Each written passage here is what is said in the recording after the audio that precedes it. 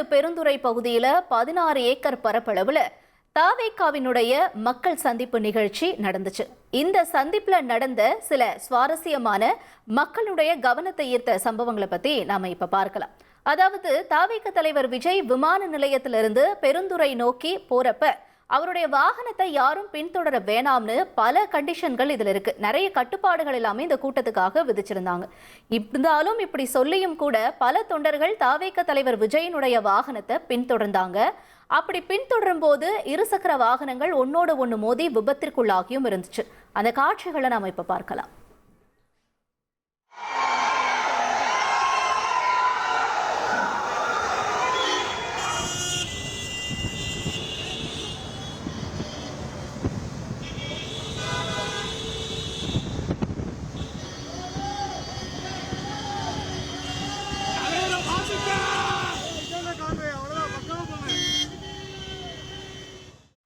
இந்த மாதிரி வாகனங்கள் பின்னாடி தொண்டர்கள் ஒரு பக்கம் பயணிக்க, இதற்கு முன்னாடி அதாவது விஜயனுடைய வருகைக்கு முன்னாடியே என்ன பண்ணியிருந்தாங்கன்னா, பக்கத்தில் இருக்கக்கூடிய ஒரு தனியார் பள்ளியில இந்த பள்ளி பேருந்து அரை மணி நேரத்துக்கு முன்னாடியே இயக்கப்பட்டிருந்துச்சு. இதனால பேருந்துகளை தவறவிட்ட மாணவர்கள் எல்லாம் கிட்டத்தட்ட சுங்கச்சாவடியிலிருந்து 2 கிலோமீட்டர் அளவுக்கு மாநாட்டு பந்தல கடந்து செல்ற காட்சிகள் இருந்துச்சு. அந்த காட்சிகளை நம்ம பார்க்கலாம். பஸ் மிஸ் பண்ணிட்டாங்க. ஏன் எதனால பஸ் வரல? பிரச்சாரம் முன்னாடியே வச்சுட்டாங்க. எந்த பஸ்? உங்க ஸ்கூல் பஸ்ஸா இல்ல கவர்மெண்ட் பஸ்ஸா? School bus. இந்த மாநாடுனால வந்து ஸ்கூல் பஸ் முன்னாடியே போயிடுச்சா? ஆமா. உங்களுக்கு எதுவும் ஸ்கூல்ல இருந்து சொல்லலையா? சொல்லிட்டாங்க, நாங்க மிஸ் பண்ணிட்டோம். அடுத்தபடியா இந்த மாநாட்டில் வந்த தொண்டர்களுக்கு எல்லாருக்குமே அங்க உணவுக்கான இந்த சின்ன சின்ன கடைகளுக்கான ஏற்பாடு செஞ்சிருந்தாங்க. அது வெளியே இருக்கக்கூடிய அங்க ஏற்கனவே இருக்கக்கூடிய கடைகள் தான். அந்த கடையில பாத்தீங்கன்னா கிட்டத்தட்ட நார்மலா விற்கிற விலையை விட கூடுதலான விலைக்கு வந்து இட்லி தோசை எல்லாமே வித்தாங்க. ஒரு பொங்கல் 100 ரூபாய்க்கும் அதே மாதிரி ஒரு தோசை 35 ரூபாய்க்கும் இந்த மாதிரி விலை உயர்த்தி வித்திருந்தாங்க. இந்த மாதிரியான ஒரு நாள்ல மட்டும் உரிமையாளர்கள் இந்த மாதிரி சம்பாதிச்சு என்ன செய்ய போறாங்க அப்படிங்கிற கேள்வியோட அங்க உணவு அருந்த போன மக்கள் பல்வேறு வேதனைகளையும் பதிவு செஞ்சிருந்தாங்க. அந்த காட்சிகளை பார்க்கலாம். நார்மலாக வந்து 10 ரூபா 20 ரூபாய்க்குள்ள தான் இருக்கும். ஆனால் இப்போ பார்த்தீங்கன்னா 100 ரூபாயிலேருந்து 150 ரூபாய்க்குள்ள வித்துக்கிட்டு இருக்காங்கன்னா, ஏன்னா இங்கே வந்து பெருசாக இது கடை எதுவும் இல்லை. இது ஒரு கடை 2 கடை இருக்கனால தான் இவ்வளோ ரேட் வச்சுட்டு இருக்காங்க. வழக்கமான நாட்டில் ஒரு தோசையோட ரேட்டே 15 ரூபா காஸ்டிங் தான் வரும். தோசை 30 60 சம்திங் போகுது. இப்போ இட்லி வந்து ஜோடி 50 60 சம்திங் போகுது. ரேட்டு வந்து கொஞ்சம் எக்ஸ்ட்ரா தான் இருக்குது. ஆனால் இந்த சர்வே லைனில் பார்த்தீங்கன்னா பெருசாக கடை இல்லை. இதுதான் இருக்கிற பட்சத்தில் ரேட்டு வந்து கொஞ்சம் ஓவராக தான் இருக்குது. இது 4-5 மாநாடு நாங்கள் போயிருக்கோம். எல்லா ஏடிஎம்கே மாநாடு டிஎம்கே மாநாடு போயிருக்கோம். ஆனால் ஏடிஎம்கே மாநாட்டுக்கு கூட இந்த அளவுக்கு விற்றதில்லை. டிவிகே மாநாட்டுக்கு இப்படி விற்கிறாங்க. எல்லாமே காஸ்ட்லியாக இருக்குது. ஒரு டீ பாருங்க 20 ரூபா 25 ரூபாய்க்கு விற்கிறாங்க. சரி, உணவுக்கு இந்த மாதிரியான ஒரு பிரச்சனை வந்து மக்கள் முன் வச்ச நிலையில அடுத்து விஜய் பிரச்சார கூட்டத்துக்கு கலந்துகிட்டு வந்த நெடுஞ்சாலையில வந்துட்டு இருந்தப்ப இளைஞர் ஒருத்தருக்கு திடீர்னு வலிப்பு ஏற்பட்டு அவர் சாலையில விழுந்திருக்காரு. இதை தொடர்ந்து பாதுகாப்பு பணியில போலீசார் ஒருத்தருக்கும் தனியார் ஆம்புலன்ஸ் மூலமா சிகிச்சைக்காக பெருந்துறை மருத்துவக் கல்லூரி மருத்துவமனைக்கும் அழைச்சிட்டு போயிருக்காங்க. இந்த மாதிரியான விஷயங்கள்லாம் ஒரு பக்கம் நடந்துட்டு இருந்துச்சு. ஆம்புலன்ஸுக்கு வழிவிடல, இந்த மாதிரியான சில பிரச்சனைகள் இருந்துச்சு. ஆனா அது எல்லாமே சரி செய்யப்பட்டு விட்டுச்சு உடனடியா அப்படிங்கிறதையும் பதிவு செஞ்சிருந்தாங்க. தொடர்ந்து மாநாட்டுக்கு வரதுக்காக வந்திருந்த விஜய் அவர்கள் அங்க இருந்த ஒளிப்பதிவாளர்களை பார்த்து சாப்பிட்டீங்களா அப்படின்னு கேட்டதும் சரி, ரசிகர்களை சாலையோரமா நின்ன ரசிகர்களுக்கு கை காட்டி கையசைச்சு ஹார்ட்டின் காமிச்ச விஷயங்களும் சரி, அங்க எல்லாரையுமே வந்து இம்ப்ரெஸ் பண்ணுச்சு அப்படின்னு தான் சொல்லணும். அந்த காட்சிகளை பார்ப்போம்.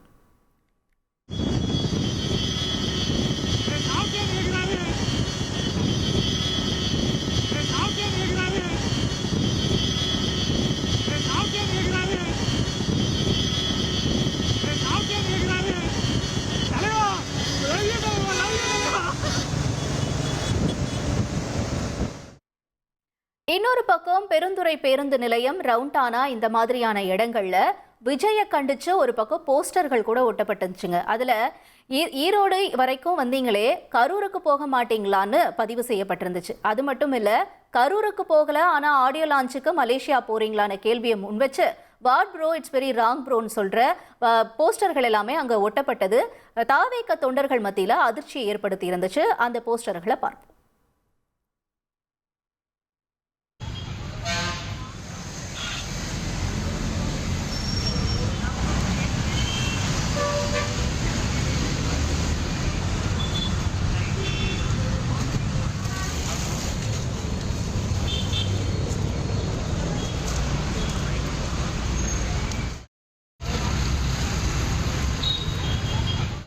இந்த மாதிரியான பல விஷயங்களை கடந்து ஒரு வழியா இந்த மேடை அமைச்ச இடத்துக்கு விஜய் வந்து பேச ஆரம்பிச்சார். அதற்கு அடுத்தபடியா அவர் பேசிட்டு இருக்கும் பொழுதே அவரோட கவனத்தை ஈர்க்கணும்னு சொல்லிட்டு ஸ்பீக்கர் டவர் மேல ஏறிய ஒரு இளைஞரை அவர் கீழே இறங்குற மாதிரி கீழே இறங்க சொல்லி கண்டிச்சதும், அதற்கு அவர் திரும்ப வந்துட்டு முத்தம் கொடுக்க சொல்லி கேட்டதும், நீ கீழே இறங்குனாதான் என்னுடைய முத்தம் கொடுக்கப்படும் அப்படிங்கிற மாதிரி விஜய் கொஞ்சம் கண்டிச்சதும் அங்க இருக்கக்கூடிய ரசிகர்கள் மத்தியில ஒரு பக்கம் கவனத்தையும் ஈர்த்துச்சு, இன்னொரு பக்கம் ஏன் இப்படிலாம் செய்றீங்க, அவ்வளவு கட்டுப்பாடுகள்லாம் விதிக்கப்பட்டுச்சுன்னு சொல்லி இன்னொரு பக்கம் ரசிகர்கள் ஆதங்கத்தையும் தெரிவிச்சாங்க.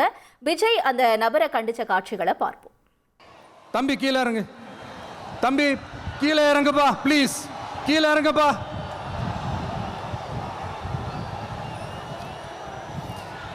ஓகே, தேங்க்யூ கீழே இறங்குங்க, கீழே இறங்குப்பா. இதற்கடுத்தபடியா விஜய் ஒரு வழியா பேசி முடிச்சிட்டாரு. அங்க அவரை மத்தியில எல்லா ரசிகர்களும் ஆரவாரத்தோட இந்த மேடை பேச்சை ரசிச்சாங்க. அதற்கடுத்தபடியா வழக்கம் போல விஜய் இந்த கூட்டத்துக்கு நடுவுல ஒரு செல்ஃபி எடுக்கிறது எப்பவுமே வழக்கமான ஒண்ணுதான். அந்த மாதிரி பல்லாயிரக்கணக்கான மக்கள் பங்கேற்ற நிலை இந்த பிரச்சார வாகனத்திலிருந்து தொண்டர்களோட விஜய் ஒரு செல்ஃபி எடுத்துக்கிட்டாரு. அந்த செல்ஃபி நிச்சயமா இன்னைக்கு இணையதளம் ஃபுல்லாவே பரவிட்டு இருக்க நிலையில அந்த செல்ஃபியை நாமளும் ஒரு தடவை பார்க்கலாம். ஒரு ஈரோடு செல்ஃபி ஒன்று எடுப்போமா?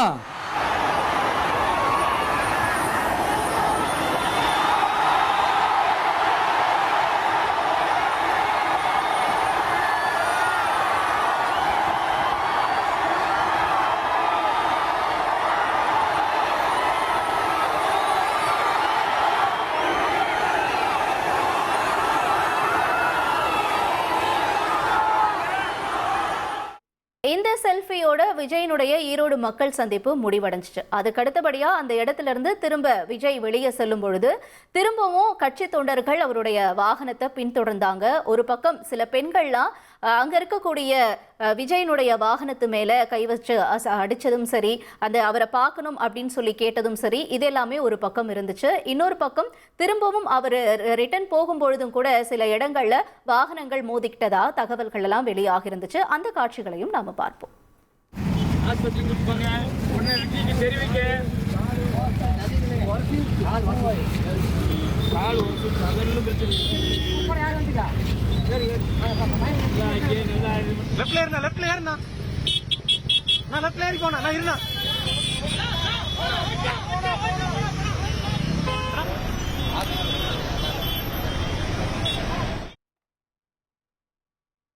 இவ்வாறு ஈரோடு மக்கள் சந்திப்பு முடிவடைஞ்சிச்சு நேயர்களே.